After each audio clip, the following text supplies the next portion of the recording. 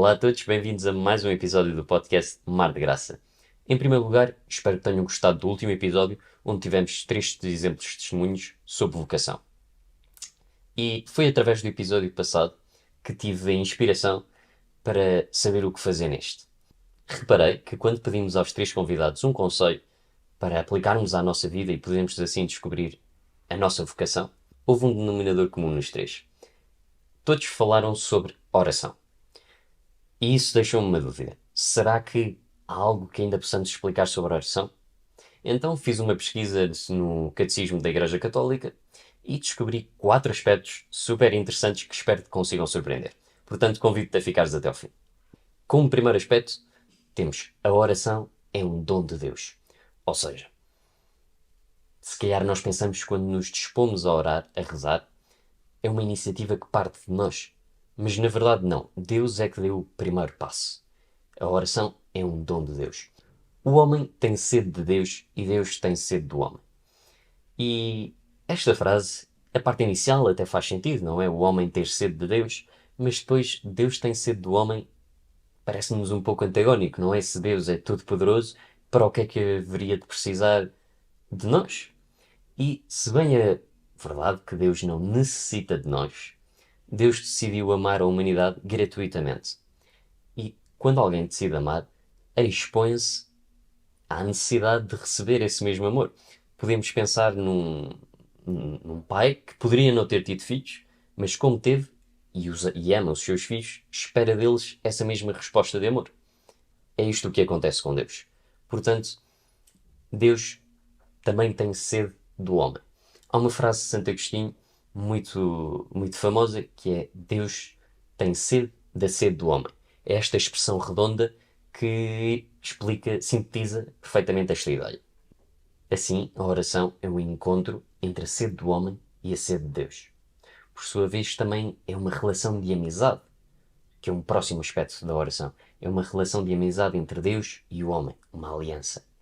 Não são apenas palavras que dizemos, mas dizemos-las a alguém, a Deus. Lembremos-nos do episódio no Evangelho de São João da Samaritana no poço. Jesus educa o coração da Samaritana, fazendo-a perceber que só Deus pode saciar a verdadeira sede. Assim, a oração é o encontro entre a sede do homem e a sede de Deus. E mais do que isto, é uma relação de amizade, uma relação de intimidade. Na oração existe intimidade, abertura de coração. Jesus diz que não nos chama servos, chama-nos amigos. E isto é crucial. Podemos pensar, por exemplo, no Evangelho de São Lucas, quando Zaqueu sobe uma árvore para ver Jesus e Jesus para e pede-lhe para descer da árvore, porque quer ficar em sua casa. Esta é uma excelente imagem da oração. Deus pede-nos para parar e para o deixarmos entrar na nossa casa, porque quer uma relação de amizade, uma relação íntima connosco. Aristóteles era um filósofo grego que viveu vários séculos antes de Cristo. E, numa das suas filosofias, questionou-se se era possível haver amizade entre homem e Deus. E o que decidiu foi que não era possível. Porque para haver amizade era necessário que houvesse reciprocidade. Ou seja, era óbvio entender que o homem provavelmente queria ser amigo de Deus, mas um Deus não teria motivos para querer ser amigo do homem. E este raciocínio de Aristóteles faz sentido. Ou seja, é um raciocínio lógico à vista do que ele poderia saber. Mas o que ele não sabia é que séculos depois iria ocorrer a encarnação. Ou seja, Deus torna-se homem e vem a pôr-se ao mesmo nível que nós e diz-nos que nos quer chamar amigos, que quer ter uma relação de amizade. Portanto, se Aristóteles tivesse sabido isto, se calhar a sua filosofia poderia ter mudado ligeiramente.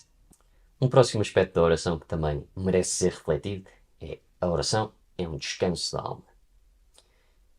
E isto é muito importante, porque não é mais uma tarefa que temos no nosso dia. Não podemos pensar: tenho 15 cenas para fazer e ainda fazer a oração.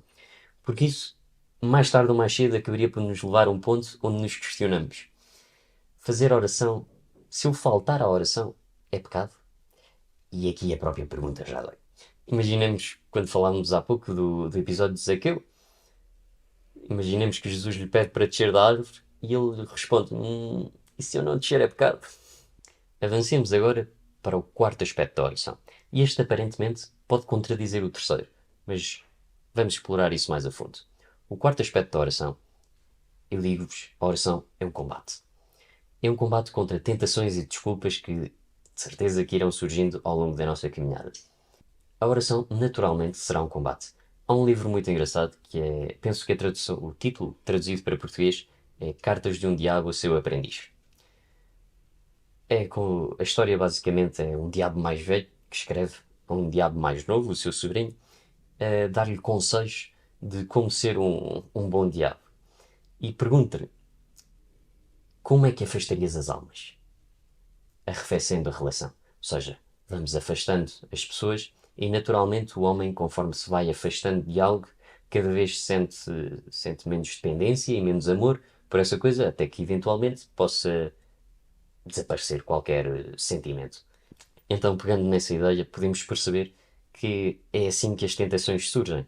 As tentações surgem para afastar-nos da oração, fazendo-nos acreditar que não é um bom momento, que temos algo melhor que fazer, etc, etc. Santo Inácio de Loyola contava que, quando se propunha a fazer uma hora de oração, e se aos 55 minutos olhava para o relógio e dizia: isto já está quase, portanto posso parar aqui. Aí apercebia-se da tentação e dizia: espera, mais 5 minutos. Se me propus fazer uma hora de oração, faço uma hora de oração. Mas agora, como é que juntamos o descanso da alma e o combate? Então, a oração é um combate. Até que o decidimos enfrentar. Enfrentamos essas tentações e então, quando verdadeiramente entramos na oração, então chegamos ao ponto do descanso da alma.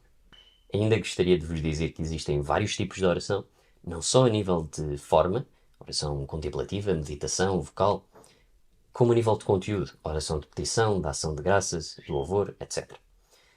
Mas isto tudo daria para um outro episódio, portanto, por questões de tempo, vou ter que vos deixar isso para, caso queiram explorar, podem fazê-lo e recomendo a consulta do Catecismo da Igreja Católica. De qualquer forma, quero deixar a ideia, que acho que é muito importante, que neste episódio temos visto que a oração é essa amizade com Deus, mas também não podemos ou não devemos deixar que a nossa oração seja unicamente uma conversa com Deus sem que haja palavras e pensamentos mais profundos. Não porque isto em si seja mau, mas porque corremos o risco de, em vez de fazer oração, fazer excursões mentais. O que é que eu quero dizer com isto? Às vezes podemos nos sentar e dizer: vou ter uma conversa com Deus. E até podemos começar bem, com boa intenção, mas se apenas vamos falando assim, podemos terminar a falar connosco próprio e dar por nós a pensar na lista das compras. São as excursões mentais. Portanto, também é importante integrar essas orações com as que nos iniciamos à fé, como o Pai Nosso e o Ave Maria, e outras mais assim clássicas ou solenes.